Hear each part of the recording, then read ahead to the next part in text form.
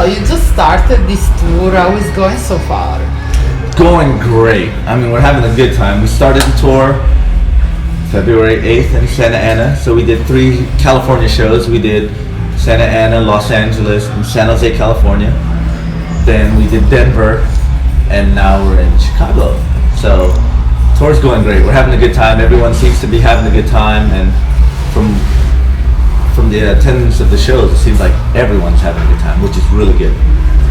And also you went on the cruise, the 70,000 tons. How was that? Oh, 70,000 tons was fun. It was our 3rd time doing Right. it. And bigger boat, more bands. It was a good time. We bookended the cruise. We were like the 2nd band to go on the 1st day, and we were the last band to go on the last day. So it was a really good time. You know, a lot of drinking was going on. Not on me, but on a lot of people. But there was a lot of good bands that played. You know, Testament, Anthrax, Carcass, Overkill, Demolition Hammer. You know, so many good bands and so many good people. And since the band got back together, you've been really busy touring. What do you like most about the touring life? Playing in front of a lot of people. Playing to people who come see us. That'd be number one.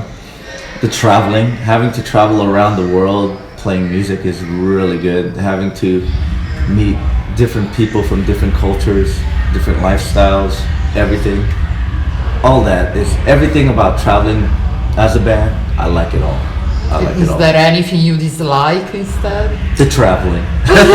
You just say you love it.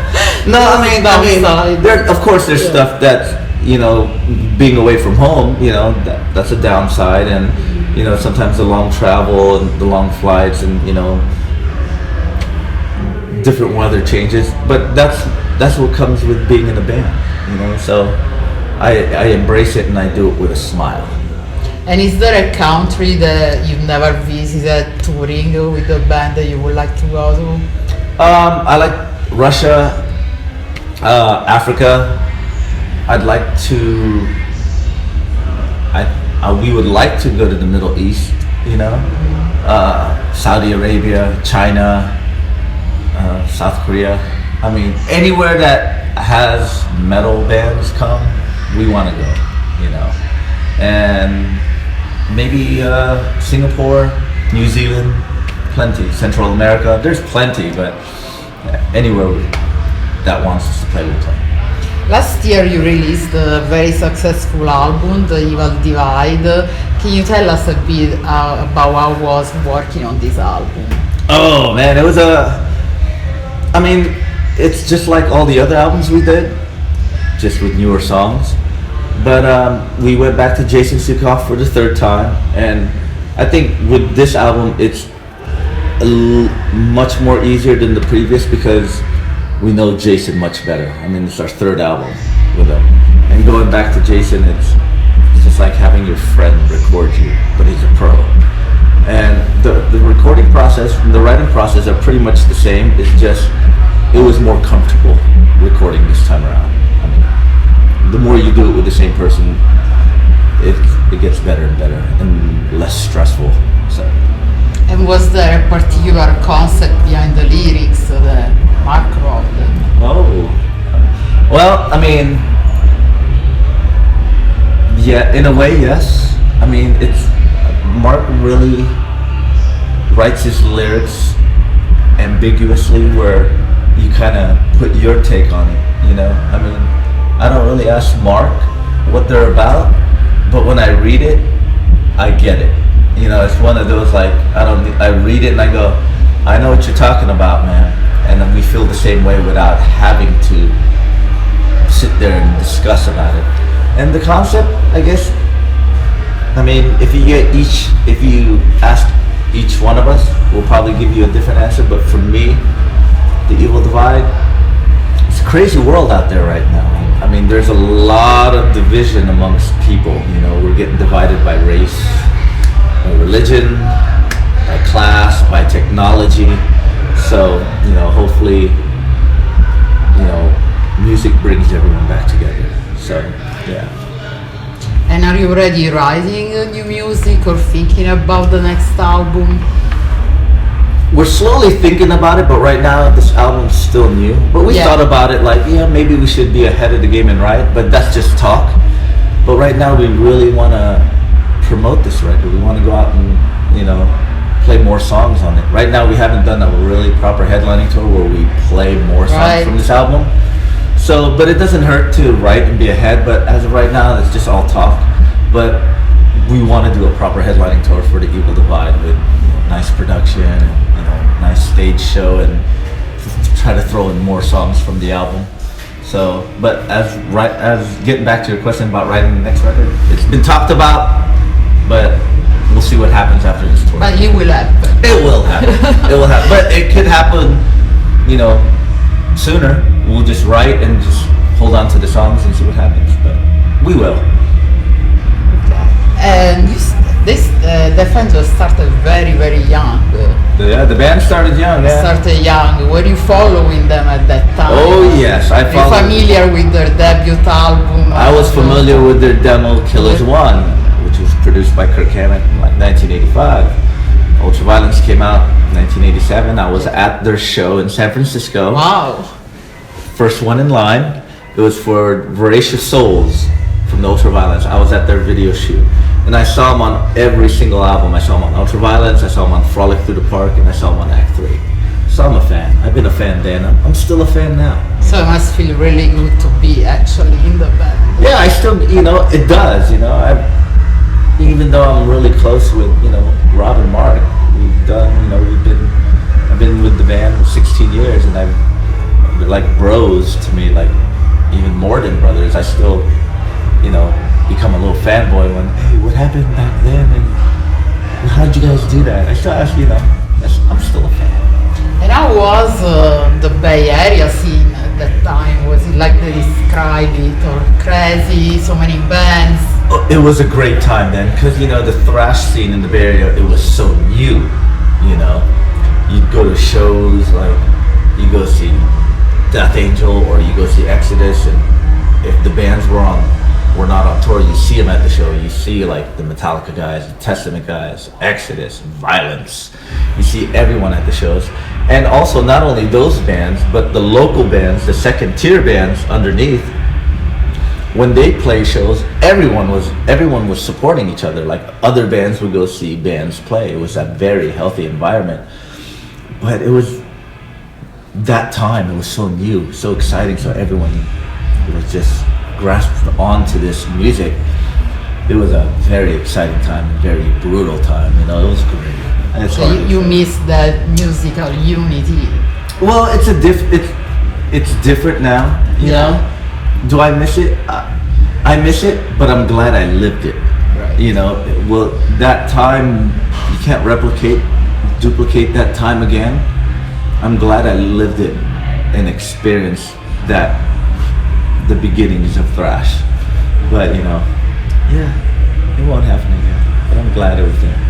Though many of those legendary bands are coming back with new albums recently, even Overkill. Yeah, which is a good album, The Grinding Wheel. It's a great album. I reviewed it. Yeah. I know. Yeah, and it's good that there's bands that are still doing it. I mean, if they can and if they want to and they still have it in them, the fire to write good music and go on tour, more power to them. We need that, And at this point of the game, we're not getting any younger. So if you have it and you got it, go do it. Did you personally expect this thrash revival the last few years? Well, I think it's always been there. I think it started with Thrash of the Titans, that benefit for Chuck Berry back in 2001, where he got all the bands somewhat back together. He got Death Angel back together. He got Exodus, Violence, and Forbidden. That kind of started it. But thrash has always been there. It just started to come up. It goes in cycles. Sometimes it goes down and goes up. Now thrash is really big now. I see a resurgence of death metal. Yes. And it just goes back and forth. So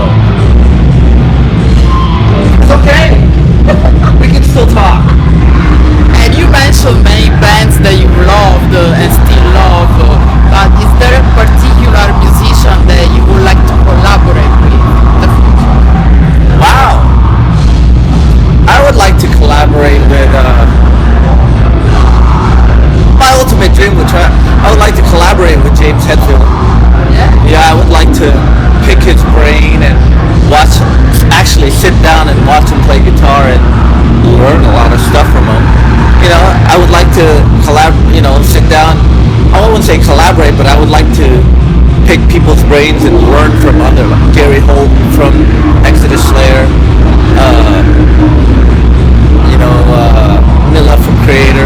I would actually like to Iron Maiden, the two guitar, like Adrian Smith and Dave Murray. I want to sit down with them, you know. Yeah, probably about that. You know, it's fun also watching all these young players, all these young up and coming bands. I watch them, I go, whoa, they're doing something really cool. So you keep up with the music scene. I do my best. Out of everyone in the band, it's our drummer Will who keeps up with. He's the one well informed. It's really hard to, kind of like keep up. There's so many bands out there. The only time I really discover bands is when we are on tour with them, or if someone goes, you really got to check out this band, and I'll listen to it. But having to just scour the web or try to find something, there's a lot of bands. So it's usually when we tour with them or someone suggests them or something. And as a guitar player, did you have a particular inspiration when you decided to start playing guitar? Well, I had an older brother who picked up the guitar, and he played with his friends, so I wanted to do that. Then when I started doing it on my own, I met friends who were doing it, so I just hung around people who always be around music, so I just kept that in me. But yeah, I had an older brother who picked up an instrument. I go, I want to do that too, and it just stuck with me since. So. But then then I discovered music and started listening to it, and I go, this is what I want to do now, you know. You also have a signature guitar with ESP. Yes. How did you come up with how you wanted it exactly? Well, I have a custom, I've been with ESP since 2003. They're a great company. I love their guitars. I tried every single guitar they had, and I settled on the Eclipse shape.